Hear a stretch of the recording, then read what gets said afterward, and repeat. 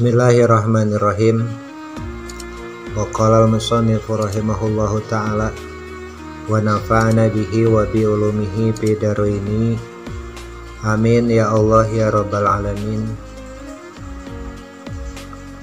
Wa qala Rasulullah sallallahu alaihi wasallam, man sobaro sing sajalma anu sabar ala su'i khulqi jaujatihi kana awon akhlak istrina, a'tahu maka bakal maparinkeun ka ieu jalma saha Allah Ta'ala mislama kana saumpamana ganjaran atau anu tos maparin Allah kana ganjaran Ayyuba Nabi Ayub alaihi salam minal ajri tina pirang-pirang pahala wasawabi sareng pirang-pirang ganjaran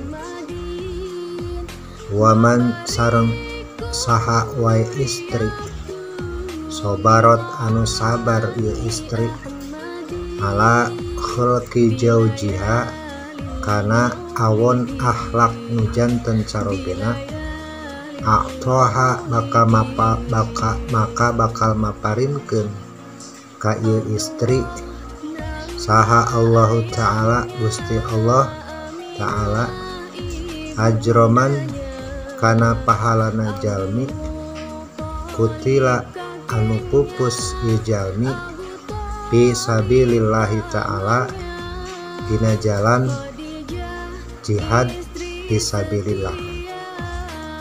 Saur Kangjeng Nabi lamun caroge sabar mayunan tingkah paripolah nu janten istrina, sabar tina akhlak awon nu janten istrina, maka pahalana teh sapertos pahala nu dipaparingkeun ku Allah ka Nabi Ayub. Sedengkeun lamun bojo anu sabar mayunan tingkah paripolah atanapi akhlak awonna nu janten carogena, ku Allah bakal diganjar saperti jalmi anu pupus di medan laga belaan agama Allah. Waman sareng sisa jalma ka istri dolamat nu ngadolim ya istri jauh jaha kacarogena ya istri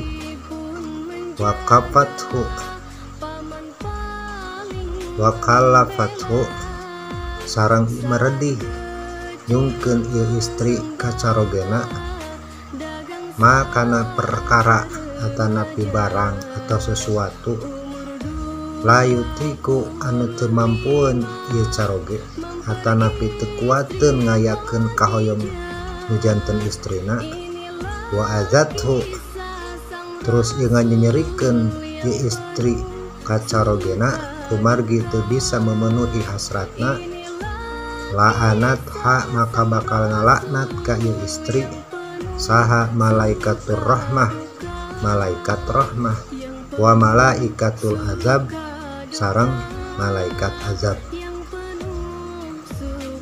Waman sareng sing saha jalma saha wae sobarot nu sabar ieu istri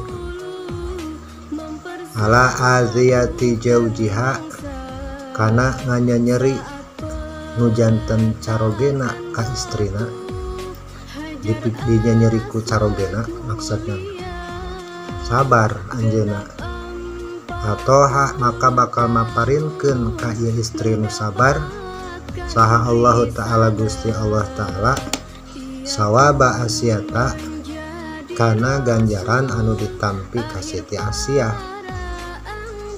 Siti Asyah dipangdamelkeun gedung di sawarga. Wa Maryama sareng pahara anu dipaparinkeun ka Siti Maryam binti Imron putrina Imran. Kaza ari ieu hadis atanapi keterangan teh fil Jawahiri aya dina kitab Jawahir di Samarqandi ka karangan Syekh Samarqandi.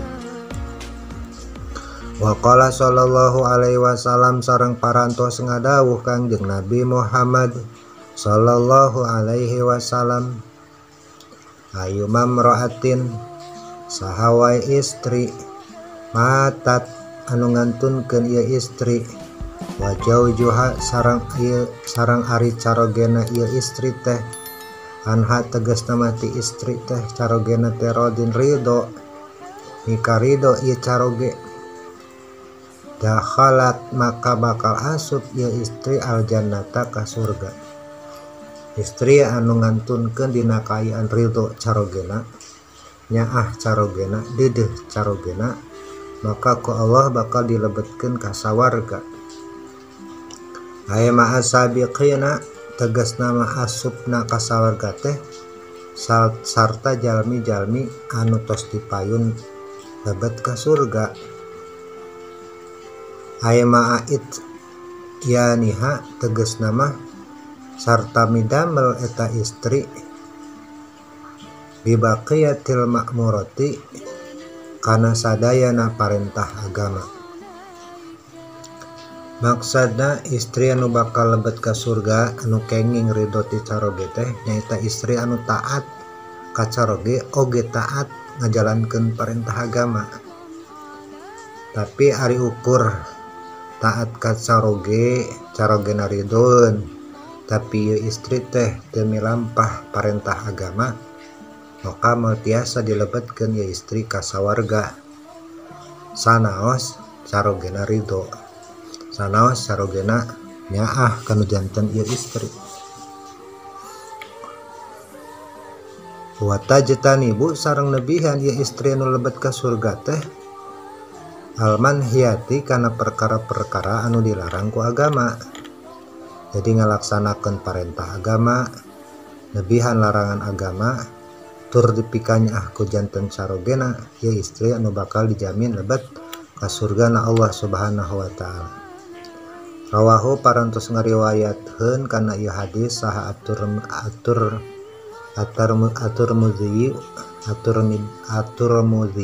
Imam At-Tirmidzi ahli hadis wa Ibnu Majah sareng Ibnu Majah wal Hakimu sareng Hakim an Ummi Salamata anu katampi di Ummi Salamah.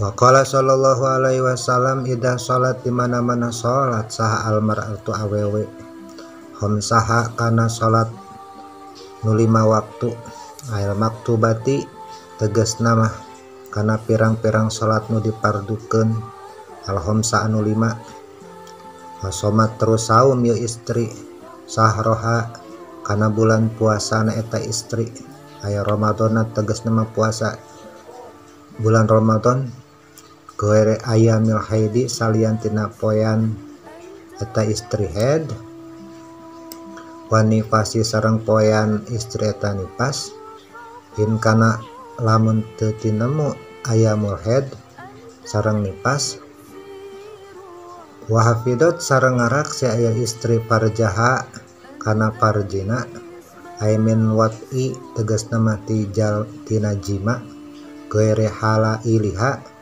ti salian carogena wa taat sareng taat ya istri jaujaha kanu janten carogena ai fi goere maksiatin tegasna mati taat tina salian perbuatan maksiat kila maka diucapkeun laha ka eta istri udkhuli arasup anjeun hai istri al jannata ka surga min ai abwabil jannati tina pintu surga anu mana wae sikti anu dipikahoyong ku anjeun. Artina hadis ieu dicarioskeun lamun istri kersa puasa kersa salat nu 5 waktu terus puasa dina bulan Ramadan kecuali puasana teh lamun nuju haid teu puasa terus ya istri ngajaga parjina teu pernah jima jeung lalaki lain terus ya istri taat kana janten carogena, maka saur Allah ya istri bakal dipersilahkan ke asup ka surga pintuna anu mana bae sakahoyong anjeunna. Masya Allah, luar biasa lamun istri tiasa milampah ieu perkara. Wazalika sareng ari itu asup ka surga teh ikrami karena arah-arah ngamuliakeun laha ka istri. Rawahu al Imam Ahmad. Ieu hadis diriwayatkeun ku Imam Ahmad. Muliana istri lamun tiasa milampah hal nu tadi.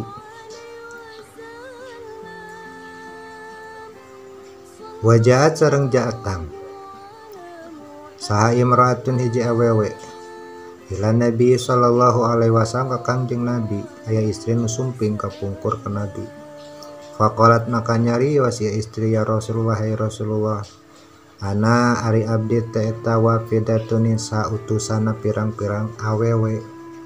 Sadacana teh awewe kumpul, sabaraha awewe kumpul, terus diutus hiji orang nyarioskeun perkara ka Rasulullah. Hai Rasulullah, tegasna mah abdi teh nu diutus ku pirang-pirang awewe ilaika pikeun mayun ka anjeun. Asaluka maka sajanaros abdi kasarira annasibihina perkara bagian ieu pirang-pirang istri minal jihadi tina jihad. Ai bagian abdi tina jihad naon kitu maksudna mah. Lamun pamegat jihad pahalana surga, hari istri kan teu jihad calik di bumi naon pahalana, naon bagian abdi tina pahala jihad. Hadal jihadu sedangkan ari jihad teh kata bahu anu tos mardukeun hu kana jihad saha Allahu Allah. Ai aujabahu tegas nama anu tos ngawajibkeun Allah kana eta jihad ira rijali kalalaki. Wa in yusayabu maka lamun kakeunaan maksudna lamun terluka ieu pameget istasdidiliyai kalawan ditasdidkeun yana al maftuhati anu dipatahkeun mabniun anu dimabdikeun li majhulid kana fi'il mudhari mabni majhul. Ai in asobahum tegasna mah lamun keuna ka eta lalaki naon ajarahu tatu kumaha mencena pameget katatuan ajiru diganjar itu pameget. Ai asibu tegasna dipalahan itu pameget sawaban azima kana ganjaran anu agung. Jadi tatu wae tos dipaparin lamun aya prajurit anu perang di jalan Allah terluka pahalana agung pisan saur Rasulullah. Ngaduna ieu istri teh wa in kutilu cenah lamun ndugikeun ka pupus eta rijal teh pameget teh fil jihad tina jihad kanu maka yaitu pameget teh ahyaan pirang-pirang anu hirup inda rabbihim mungguh pangerana. Jadi jalmi nu mantunkeun jihad mah di sisi Allah mah disebut hirup. Ai zawi zulfa tegas nama anu ngagaduhan darajat minhu ti Gusti Allah.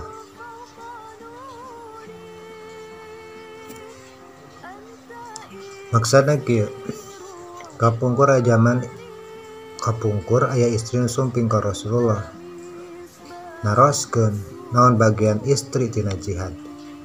Terus Kangjeng Rasul nyarioskeun pahala jihad. Dari jihad teh nyata perkara nu dipardukeun aslinya mah diwajibkeun kanggo pameget. Pahalana jalmi nu jihad saur Kangjeng Rasul lamun eta jalmi nu jihad kakeunaan tatu kakeunaan luka maka pahalana ageung pisan. Tapi lamun eta nu jihad teh dugi ke ngantunkeun terbunuh maka nunggu Allah ieu jalma teh kenging pahala nu ageung tur dipandang jalmi nu hirup mungguh Allah Subhanahu wa taala anu ngagaduhan derajat anu utami anu mulia di sisi Allah. Maksada lamun gaduh carogena ngantunkeun atau tatu dina nalika jihad, maka istri anu soleh tur taat kana carogege kenging bagian seperti pahala jalmi anu jihad.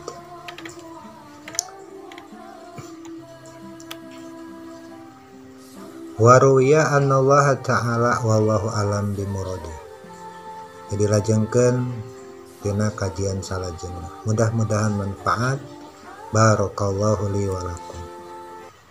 Assalamualaikum, wahai sahabat yang baik hati. Jangan lupa like, subscribe dan nyalakan loncengnya. Terima kasih telah nonton channel kami. Semoga bermanfaat bagi kita semua. Wassalamualaikum.